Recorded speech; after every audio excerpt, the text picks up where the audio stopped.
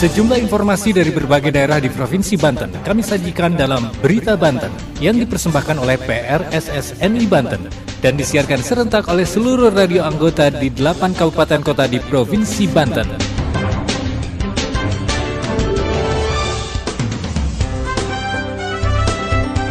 Anda kembali bersama kami di Berita Banten PRSSNI Banten edisi hari ini, Jumat 16 September 2022. Sejumlah informasi dari berbagai wilayah di Provinsi Banten akan kami hadirkan untuk Anda yang disiarkan serentak oleh seluruh radio anggota di 8 kabupaten kota di Provinsi Banten.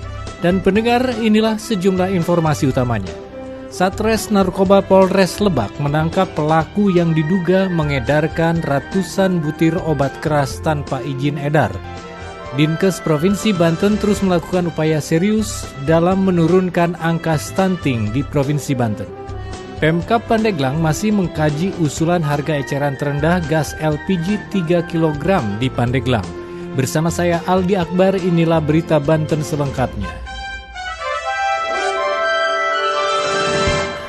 Pendengar, berdasarkan hasil survei status gizi buruk Indonesia atau SSGBI tahun 2021, Provinsi Banten menempati urutan kelima sebagai penyumbang terbanyak angka stunting di Indonesia. Pemerintah Provinsi Banten melalui Dinas Kesehatan mengajak semua elemen untuk bersama-sama melakukan upaya menurunkan jumlah angka stunting di Banten. Laporan selengkapnya Adnan Ibram dari PAS FM Cilegon. Masalah stunting masih menjadi persoalan di Provinsi Banten. Hasil survei status gizi balita Indonesia atau SSGBI tahun 2021, terdapat 294.862 balita yang mengalami masalah stunting di Provinsi Banten. Angka ini menempatkan Banten sebagai provinsi kelima dengan kasus stunting terbanyak di Indonesia. Kabupaten Pandeglang menjadi penyumbang terbanyak angka stunting di Provinsi Banten dengan angka prevalensi mencapai 37,8% atau zona merah, disusul Kabupaten Lebak dan Kabupaten Serang. Kepala Dinas Kesehatan Provinsi Banten Dr. Ati Pramuji Hastuti di acara FGD dengan para jurnalis hari Kamis 15 September 2022 mengatakan pemerintah Provinsi Banten melalui Dinas Kesehatan baik tingkat provinsi, kabupaten kota, camat hingga lurah desa bersama-sama melakukan langkah-langkah serius dalam upaya penurunan angka stunting di Banten.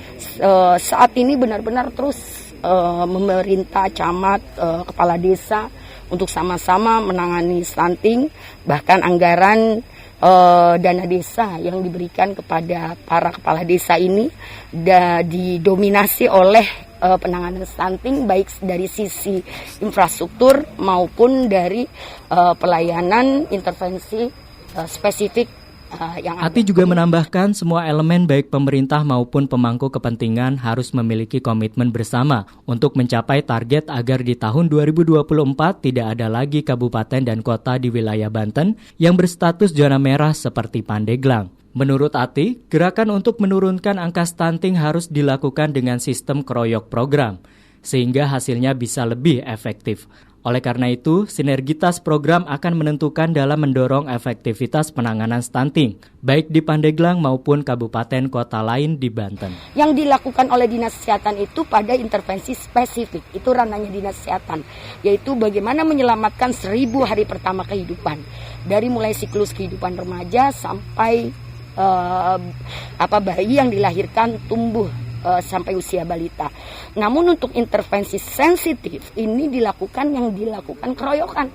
Seluruh OPD-OPD terkait seperti Perkim di dalam pembangunan lingkungan sehatnya, rumah sehatnya, jamban sehatnya, kemudian sanitasi sehatnya oleh PU, kemudian juga ketersediaan pangan lokalnya oleh Dinas Tanan Pangan, oleh Pertanian, kemudian juga kelautan. Bagaimana memastikan orang-orang tidak mampu di dalam mendapatkan pangan lokal ini dibantu oleh Dinas Sosial dan banyak lagi peran yang lainnya. Saya Adnan Ibram, PAS FM Cilegon melaporkan untuk Berita Banten.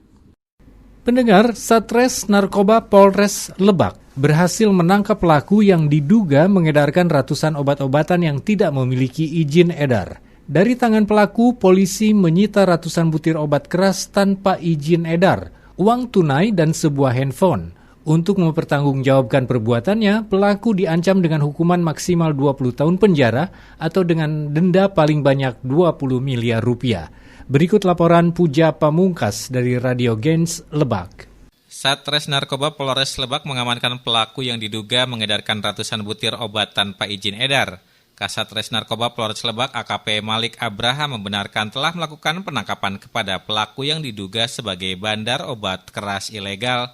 Pelaku berinisial AJ, 25 tahun, warga Desa Sukamana, Kecamatan Rangkas Bitung, Kabupaten Lebak, Banten. Ia menjelaskan dari tangan pelaku anggota berhasil mengamankan barang bukti berupa 577 butir obat jenis Heximer, 220 butir obat jenis Tramadol HCI, uang tunai sebesar Rp123.000, serta 1 unit handphone. Selain pelaku AJ, ada pelaku lain yaitu KM yang masuk daftar pencarian orang DPO. Ia menambahkan obat-obatan tersebut termasuk dalam obat keras dan seringkali disalahgunakan. Apabila dikonsumsi banyak akan menimbulkan mabuk, dapat menimbulkan gangguan mental dan saraf secara permanen sehingga perlu adanya resep dokter. Untuk mempertanggungjawabkan perbuatannya, pelaku dikenakan pasal 196 atau pasal 197 Undang-Undang RI Nomor 36 Tahun 2009 tentang kesehatan dengan ancaman hukuman paling singkat 5 tahun dan paling lama 20 tahun penjara, serta pidana denda paling sedikit 1 miliar dan paling banyak 10 miliar. Demikian Puja Pamungkas, Gen Radio Lebak, melaporkan untuk Berita Banten. Berita Banten. Anda masih bersama kami di Berita Banten PR SSNI Banten. Pendengar, Pemkab Pandeglang masih mengkaji usulan dari Himpunan Wiraswasta Minyak dan Gas atau Hiswana Migas Kabupaten Pandeglang tentang harga eceran terendah gas LPG 3 kg di Kabupaten Pandeglang karena akan berdampak bagi masyarakat. Berikut laporan Mudofar dari Krakatau Radio Pandeglang. Bupati Pandeglang Irna Narulita mengatakan ada usulan perubahan harga eceran tertinggi atau HET gas LPG 3 kg di Pandeglang. Pemerintah Kabupaten atau Pemkab Pandeglang mengaku masih mengkaji usulan tersebut karena akan berdampak kepada masyarakat.